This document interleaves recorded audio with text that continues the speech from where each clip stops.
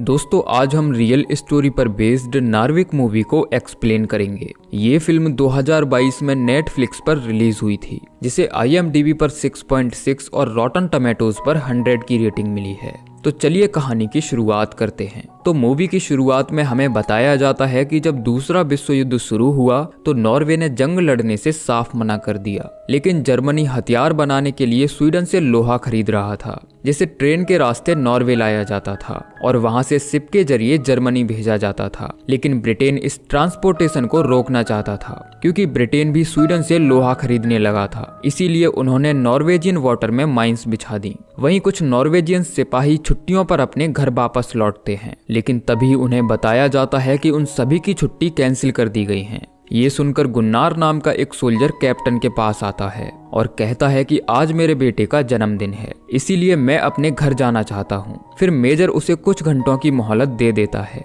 लेकिन आज रात तक उसे वापस आना होगा। अब गुन्नार खुशी खुशी अपने घर जाता है और अपने 6 साल के बेटे ओला और अपने पिता से मिलता है। फिर वह अपनी पत्नी इंग्रिड से मिलने होटल जाता है, जहाँ वह वेट्रेस का काम करती है। साथ ही वह इंग्लिश और जर्मन भाषा की ट्रांसलेटर भी है।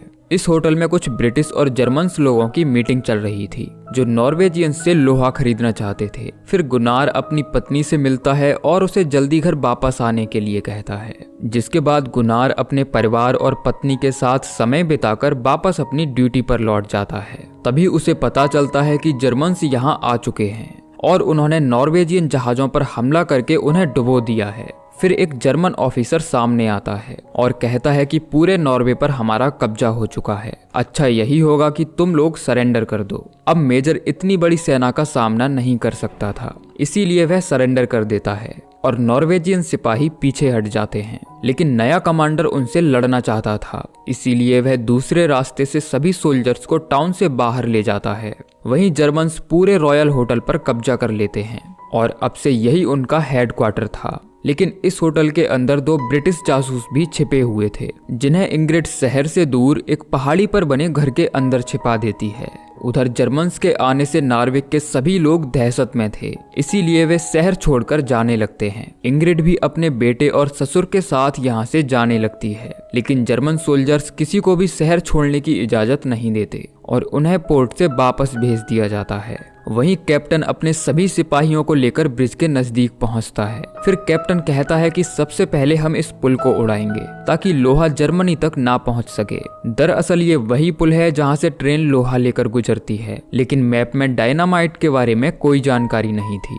जिसके बाद गुनार अपने पिता से बात करता है, जो एक एक्स आर्मी ऑफिसर रह चुके हैं। वे उसे डायनामाइट के बारे में जानकारी देते हैं, साथ ही ये भी बताते हैं कि इंग्रिड और तुम्हारा बेटा ट्रेन से तुम्हारी ही तरफ आ रहे हैं। फिर गुनार अपने ऑफिसर से कहता है कि पहले हमें ट्रेन को गुजर जाने देना चाहिए, लेकिन कैप्टन कहता है कि उसके अंदर जर्मन्स भी हो सकते हैं, इसीलिए हमें इस पुल को उड़ाना ही होगा। जिसके बाद वो लोग डायनामाइट लगाना शुरू कर देते हैं। तभी सुरंग के अंदर हलचल होती है और सभी सिपाही अपनी अपनी पोजीशन ले लेते हैं। फिर कुछ सिविलियंस सुरंग से बाहर आते हैं, इनमें गुनार की पत्नी और बेटा भी शामिल था। इंग्रिड बताती है कि जर्मन्स ने ट्रेन को रुकवा दिया है। जिसके बाद मेजर सभी को सुरंग के रास्ते स्वीडन जाने के लिए कहता है। गुनार कहता है कि मैं तुम्हें वहीं मिलूंगा, लेकिन उसका बेटा अपने पिता के साथ जाने की जिद करता है और सुरंग में गुनार के आने का वेट करने लगता है।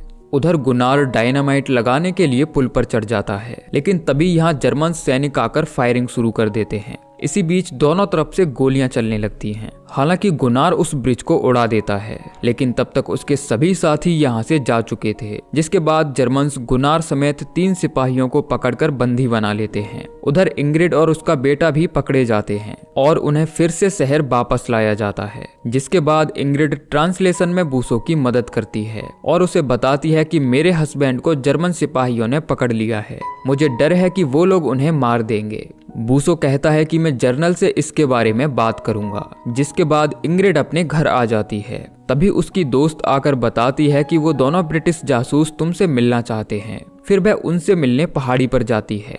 ये लोग जानते थे कि इंग्रिड जर्मन्स के लिए ट्रांसलेटर का काम करती है, इसीलिए वे नाजीज के मिलिट्री प्लान्स को चुराकर उन तक पहुंचाने के लिए कहते हैं, ताकि ये लोग पता कर सकें कि उन्होंने हथियारों को कहां तैनात किया है।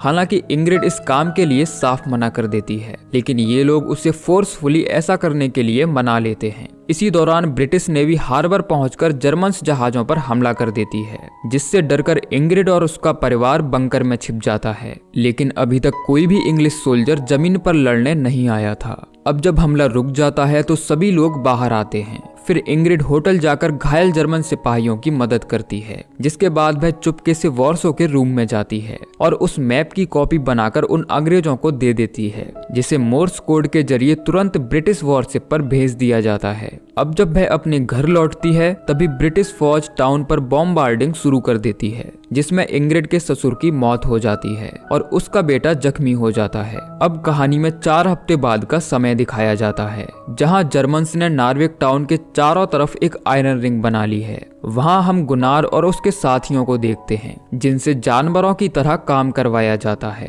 तभी गुनार का एक साथी बेहोश होकर नीचे गिर जाता है। फिर किसी तरह ये लोग उसे उठाकर रिंग तक लाते हैं। इसी दौरान फ्रेंच सेना जर्मन्स पर हमला कर देती है। मौका पाकर नॉर्वेजियंस भी उनके साथ लड़ते हैं। इस लड़ाई में बहुत सारे जर्मन सिपाही मारे जाते हैं और जो नॉर्वेजियंस उनकी कैद में थे उन्हें छुड़ा लिया जाता है। तभी गुनार को पता चलता है कि एक हादसे में उसके पिता की मौत हो चुकी है। वह इस बात से बुरी तरह टूट जाता है और कैप्टन से नार्विक जाने की परमिशन मांगता है। कैप्टन उसका हौसला बढ़ाता है और कहता है कि पहले हमें इन जर्मन्स को यहाँ से भगाना होगा, उसके बाद हम सभी शान से अपने अपने घर जाएंगे। अब 1 हफ्ते बाद हम नार्विक में फंसे हुए लोगों को देखते हैं, जो अपनी जान बचाने के लिए बंकर्स के अंदर छिपे हुए थे। दरअसल ये लोग जर्मन और ब्रिटिश सोल्जर्स के बीच फंस चुके थे, जो ना तो शहर छोड़कर जा सकते थे और ना ही इन्हें चैन से जीने दिया जा रहा था। तभी इंग्रिड की दोस्त आकर बताती है कि बोर्सो तुम्हें ट्रांसलेशन के लिए ढूंढ रहा है। उन्हें पता चल गया है कि किसी ने यहाँ ब्रिटिश जासूसों को छिपा कर रखा है, इसीलिए वो लोग घर घर जाकर तलाशी ले रहे हैं। वॉरसो शहर के मेयर से भी पूछताछ करता है, लेकिन उसे ब्रिटिशर्स के बारे में कोई जानकारी नहीं थी। अब एक रात इंग्रिड के बेटे की तबीयत खराब हो जाती है और उसका पूरा शरीर ठंडा पड़ जाता है। अपने बेटे को ऐसी हालत में देखकर इंग्रिड काफी डर जाती है। फिर वह ओला को लेकर बंकर से बाहर आती है और होटल पहुंचकर वॉरसो से मदद की गुहार लगाती है। वॉरसो कहता है कि बाहर चल रही जंग में हमारे बहुत सारे सिपाही जख्मी हो चुके हैं, जिनका इलाज करना डॉक्टर्स की फर्स्ट प्रायोरिटी है, इसीलिए मैं तुम्हारी कोई मदद नहीं कर सकता। जब इंग्रिड के काफी रिक्वेस्ट करने पर भी बोर्सो उसकी मदद नहीं करता तो इंग्रिड बता देती है कि वो दोनों अंग्रेज कहाँ छिपे हुए हैं, जिसके बाद डॉक्टर्स की एक टीम ओला का इलाज करती है। उन्हें ओला की बॉडी में लोहे का एक टुकड़ा मिलता है, जिसकी वजह से वह इन्फेक्टेड हो चुका था, लेकिन अच्छी बात यह थी कि अब उसकी जान बच गई है। तभी इंग्रिड की दोस्त आकर बताती है कि इंग्लिश जासूस पकड़े गए हैं। इंग्रिड बता देती है कि ये मैंने किया है, क्योंकि अपने बेटे को बचाने के लिए मेरे पास कोई और रास्ता नहीं था। अब 1 हफ्ते बाद नॉर्वेजियंस और फ्रेंच सिपाही मिलकर फिर से जर्मन फौज पर हमला करते हैं। दरअसल नार्विक की ये आखिरी पहाड़ी थी जिस पर जर्मन्स का कब्जा था, लेकिन पहाड़ियों में छिपे हुए जर्मन सिपाही उन्हें पीछे खदेड़ देते हैं। वो लोग मशीन गन्स और तोपों से इन पर हमला करते हैं, जिसकी वजह से सभी सैनिकों को पीछे हटना पड़ता है। तभी गुनार और बाकी 2 सोल्जर्स दूसरे रास्ते से आगे बढ़ते हैं। फिर ये लोग 2 सिपाहियों को मारकर सुरंग तक पहुंचते हैं, जिसके अंदर जर्मन्स ने तोप को छिपा रखा है,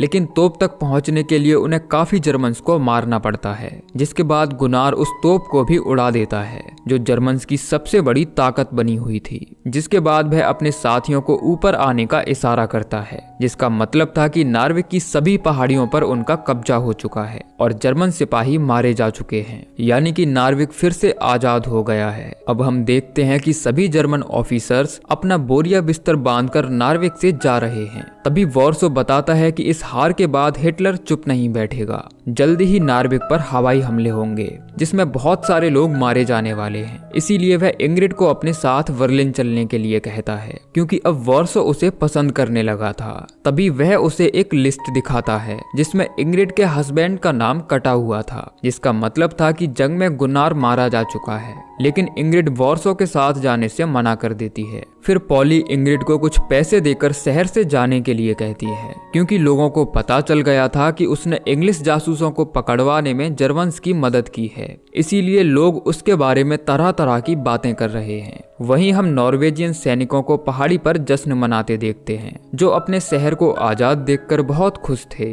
फिर 28 मई 1940 को सभी सिपाही नार्विक वापस लौट आते हैं, जहां पूरा शहर उनका धूमधाम से स्वागत करता है। सभी सैनिकों के परिवार वाले उनसे मिलने आते हैं, लेकिन गुनार को उसकी पत्नी कहीं नजर नहीं आती। जब वह अपने घर जाता है तो देखता है कि उसका पूरा घर ध्वस्त हो चुका है। फिर वह अंदर जाता है और देखता है कि इंग्रिड और उसका बेटा यहाँ से जाने की तैयारी कर रहे हैं, लेकिन गुनार को जिंदा देखकर इंग्रिड बहुत खुश होती है। उसे लगा था कि गुनार जंग में मारा जा चुका है। फिर वह उसे बताती है कि इस लड़ाई में तुम्हारे पिता की मौत हो चुकी है और हमें ये शहर छोड़कर जाना होगा।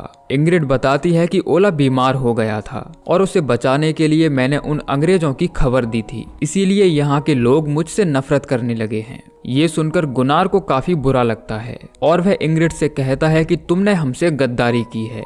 आज मैं जिंदा हूं तो उनकी वजह से। इंग्रिड उसे बार बार समझाने की कोशिश करती है कि मैंने ऐसा ओला को बचाने के लिए किया था। तभी अचानक जर्मन प्लेन्स नार्वेग पर एयर स्ट्राइक कर देते हैं और एक बार फिर पूरा शहर जलने लगता है। गुनार बाहर जाकर देखता है कि उसका एक साथी इस हमले में मारा जा चुका है। फिर कैप्टन कहता है कि जंग अभी खत्म नहीं हुई है, हमें जर्मन्स के खिलाफ फिर से लड़ना होगा। उधर सभी लोग डरकर शहर छोड़कर जाने लगते हैं। इंग्रिड भी अपने बेटे के साथ यहाँ से जाने लगती है। तभी एक शख्स उसे धक्का मारकर नीचे गिरा देता है और उसका सारा सामान बिखर जाता है। लोग उसके बारे में तरह तरह की बातें कर रहे थे। उनकी नजरों में इंग्रिड एक देशद्रोही थी। तभी पीछे से गुनार आकर अपने बेटे को गले से लगा लेता है। उसने फैसला किया है कि वह जंग न लड़कर अपने परिवार के साथ रहेगा। उसकी पत्नी भी उसका साथ पाकर काफी खुश होती है, जिसके बाद सभी लोग बोट में बैठकर नार्विक शहर से चले जाते हैं और अपने पीछे छोड़ जाते हैं जलते हुए घर और कुछ धुंधली यादें। फिर मूवी के एंड में हमें बताया जाता है कि जर्मन बॉम्बर्स ने पूरे शहर को तबाह कर दिया, लेकिन वहां के लोकल सिविलियंस फिशिंग बोट के जरिए शहर छोड़ने में कामयाब रहे। वहीं 8 मई 1940 में नॉर्वेजियन सेना को अपने हथियार डालने पड़े। हालांकि नार्विक की ये जंग नॉर्वेजियन की धरती पर सबसे बड़ी लड़ाई थी और इसी के साथ सच्ची कहानी पर बनी ये फिल्म एंड होती है। तो दोस्तों, ये थी कहानी नार्विक मूवी की, जो जरूर आपको पसंद आई होगी। बाकी आप कमेंट करके बताइए कि आपको ये कहानी कैसी लगी। मिलते हैं अगली वीडियो में, तब तक के लिए जय श्री कृष्णा।